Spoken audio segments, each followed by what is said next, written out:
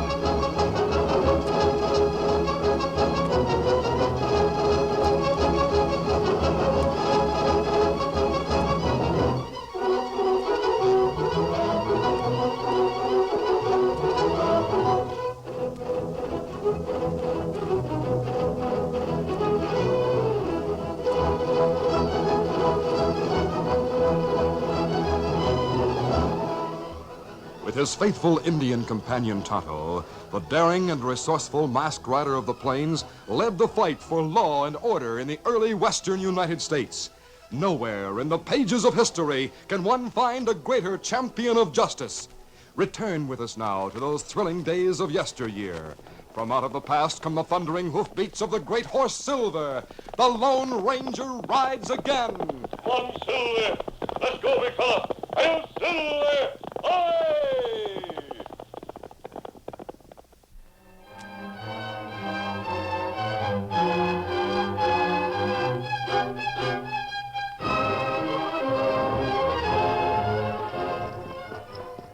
The Lone Ranger and his Indian companion Tonto rode through the hills to the town of Mesilla.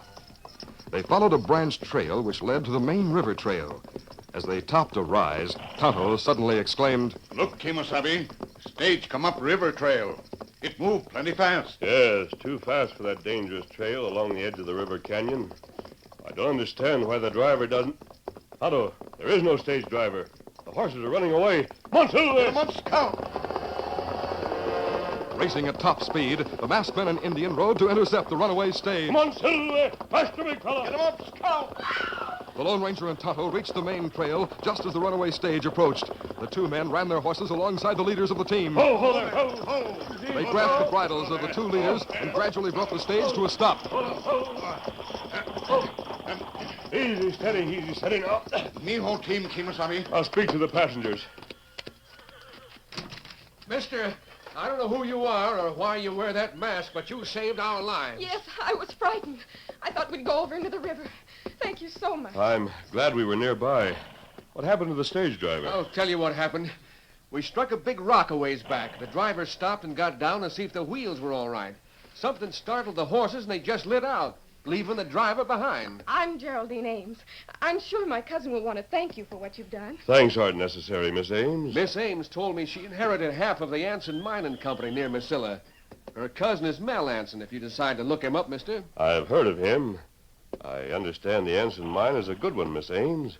You're fortunate to own part of it. But the last I heard, it isn't doing well now. Well, Cousin Mel, whom I've never met, wrote that it's practically worked out. I decided to come out and see for myself. Well, that's wise. I'll ride back and locate the stage driver. My Indian friend will wait for the horses until we get back. Now, Kemosabe. Easy, steady, big fellow. Adios. Come on, Silver.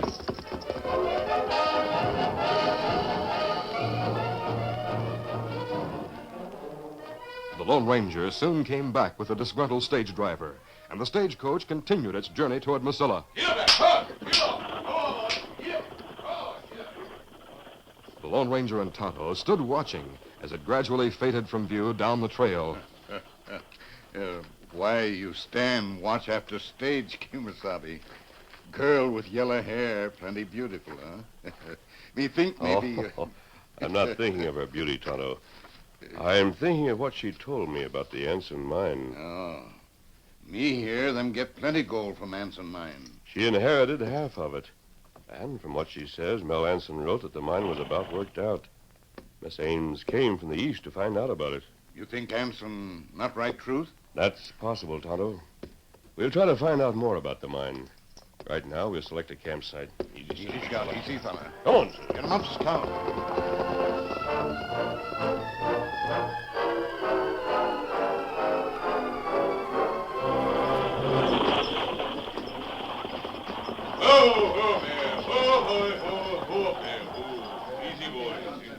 Mel Anson and his young foreman, Jake Allen, were waiting when the stage arrived at the Masilla Hotel. There's a man getting out of the coach. Come on, he must be Jerry. Sure glad to get here alive, yes, sir. Howdy. You must be Jerry Ames from St. Louis. Nope. I'm Geraldine Ames. You must be Cousin Mel Anson. What? Holy smoke, a girl. Well, I'm Mel Anson, all right, but I thought Jerry was a man. Everybody calls me Jerry as a nickname.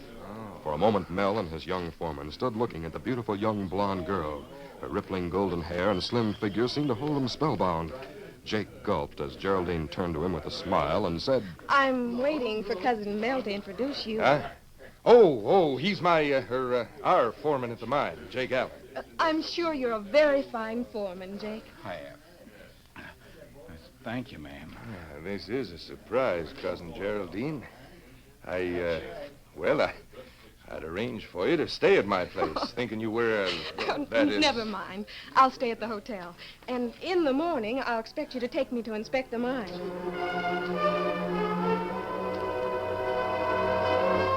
After getting accommodations at the hotel, Jerry Ames went with Mel and Jake to the mining office. She was shown specially prepared books, which indicated the mine was running at a loss. It was almost dusk when she arose to leave. I'm terribly disappointed, Cousin Mel. I did hope the mine was doing fairly well. I was advised to get an accountant to go over the books. So as soon as I can locate one, I'm sure you won't object. No, not at all, not at all. There's a good accountant south of here in El Paso. You might get in touch with him. Have him come here within the next week. Thanks, that's what I'll do. Jake, when can I inspect the mine? Will it be all right in the morning? Oh, yes, Miss Ames. I reckon if Mel doesn't mind, I could come in with a buckboard and bring you out from the hotel. Never mind. I'll bring her out. Well, I can ride horseback. In fact, I like to. Well, good. I'll have a horse ready for you in the morning.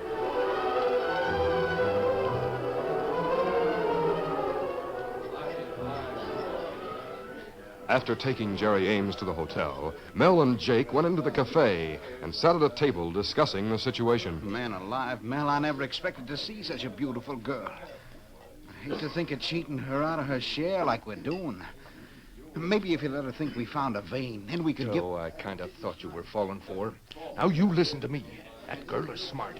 She's liable to find out things if she gets a chance to bring in an accountant here. But you were the one who told her where to locate her. Sure. But what I didn't tell her is that she could hire the accountant from the Masilla Bank to go over the books. It'll take some time for her to get the one from El Paso. And before that happens, well, we'll have nothing to worry about. Hey, you mean she's going to have an accident like you planned if Jerry was a man? That's right. But seeing the way you're going loco over her, I'm not telling you the details. But, And what's more, if you warn her, by thunder, Jake, you get a bullet. Tonto, standing in the shadows, caught most of Anson's and Mel's low-voiced conversation. He waited until they had gone. Then he went out to the hitch rack and mounted. Easy, Scout. Easy, fella. Get him up, Scout.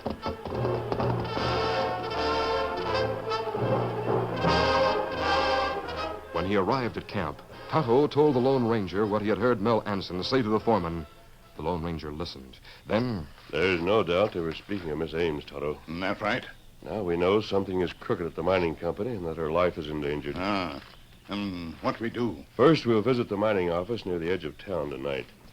Then we'll keep an eye on the girl to protect her from the so-called accident her cousin Mel Anson plans to have happen. If we move carefully, we may see Mel Anson behind bars for embezzlement and attempted murder. All right, let's go. Easy, big fella. Scout, easy, fella. Come on, Silver. Get him up, Scout.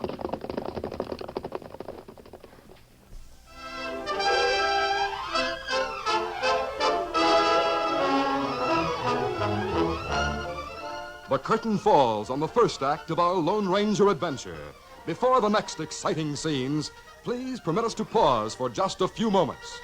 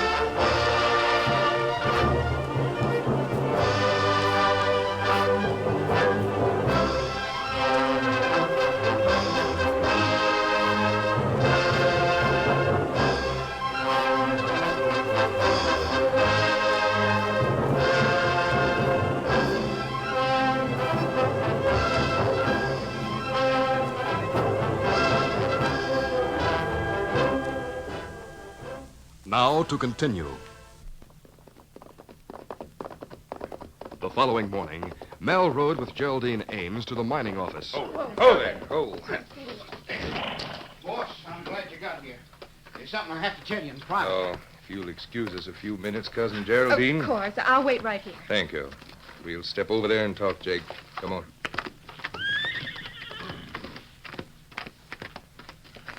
Oh, what's happened, Jake? Speak up. Plenty. Somebody broke in during the night and stole both sets of books from the safe. What? It's the truth. Nothing else is missing, just the books. Oh, my sweet-looking cousin must be smarter than I thought. What do you mean by that? She must have had someone steal those books. We're sunk now. Oh, no, we're not. Not yet. But what can we do? Well, it stands to reason. The only one interested in those books is that girl. They're most likely in her hotel room in town. Well? I'll send one of my men to search that room right away. Now, you take her through the old tunnel and show her the worked-out mine. Aren't you coming along with us? No. I'll tell her I have important business that just come up back in town, that she's to meet me there. Then what? Well, I'll take Bill, our guard, and we'll fix the old rope bridge across the narrow canyon between here and town so's it'll fall when someone on a horse starts over it. Now, see that you don't keep her more than half an hour. Then let her start for town, alone.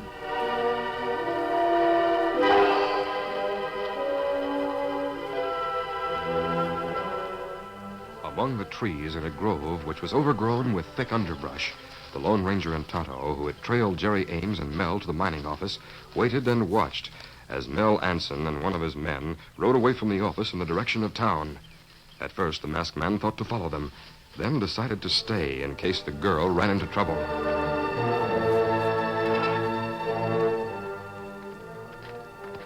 Later, Jake and Geraldine Ames walked to her horse in front of the office. The girl was saying, I'm more disappointed than ever, Jake. I think I'll leave for the East in the morning. Forget the whole thing. You really mean that? Yes. Oh, you've been very kind, Jake. And I'm sorry you'll likely be out of a job soon. Out of a job? Well, if the mine doesn't produce you... Oh, yeah, I see what you mean. I'll be sorry to see you leave, ma'am. Nice of you to say so, Jake. Well, I'll go on back to town. Maybe you might like to ride the long road. Lots of fine scenery. No, I'll go the way we came. I might get lost going any other way. Steady, boy. Goodbye, Jake. Goodbye, Miss Ames. Maybe you'll come east someday. And if you do, come to see me. You really mean that? Of course. You see, I think you're rather nice. Goodbye, Jake. Get up there. Wait, No. She likes me. Man alive, she'll be killed when she goes over that rope bridge. But if I warn her, they'll kill me. No, I can't let her die. I can't. I'll get my horse and try to catch her before she reaches that bridge.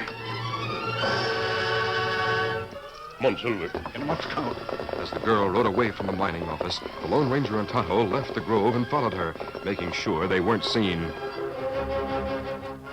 Geraldine rode at a loping pace toward town. The trail wound through the hills, and before long she rode over a hill and started down toward the approach to the rope bridge across the narrow canyon. Behind large boulders on the opposite side of the canyon, at the approach to the bridge, Mel Anson and his gunslick Bill watched as the girl appeared over the rise. Meantime, Jake, the foreman, raced along in hopes of catching Geraldine before she got to the bridge. Get up! Get up there! He topped the rise a short distance behind the Lone Ranger and Tonto. Jake had no time to observe the mask on one of the horsemen ahead of him. He sighted the girl approaching the bridge and shouted, Jerry! Jerry Ames! Don't go under the bridge! Stop her! She'll be killed! The bridge will fall! Stop her! Get up! Get up there! Jerry didn't seem to hear Jake's warning, but the Lone Ranger and Tonto heard it. Tonto, he's trying to warn the girl. Miss Ames, don't go under the bridge. Now look round, Kemosabe. Maybe you'll hear you now. I'm going after the girl. The shouting frightened her horse. She's unable to control him. Come on, Silver! Come on, Scout.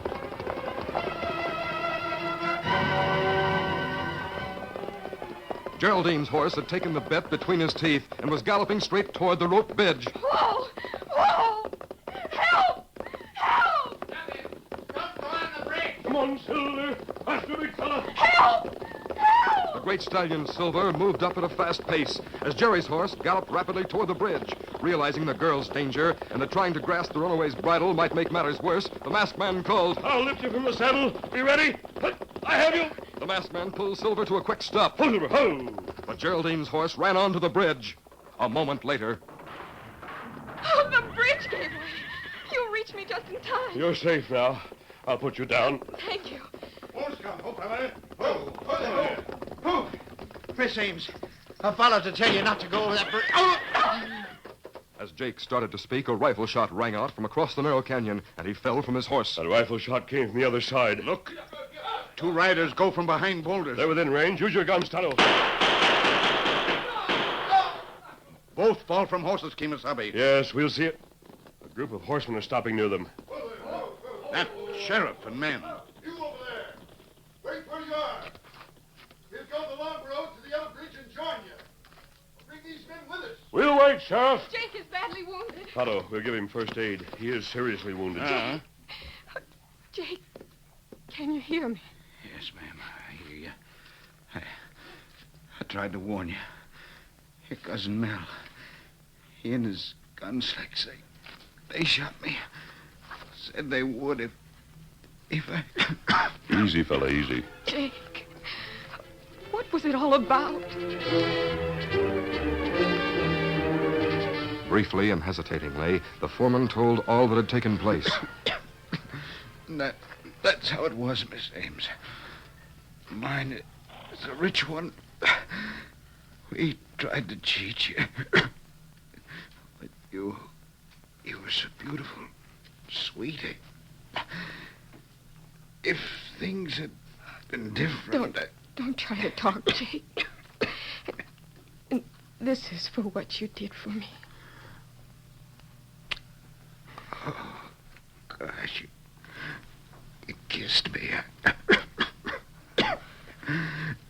Jerry, if things had only been different...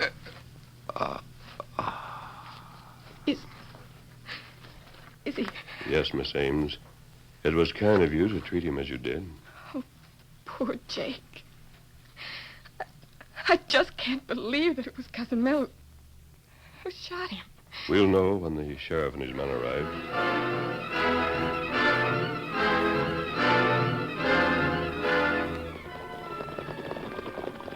Later, the sheriff and his men pulled to a stop.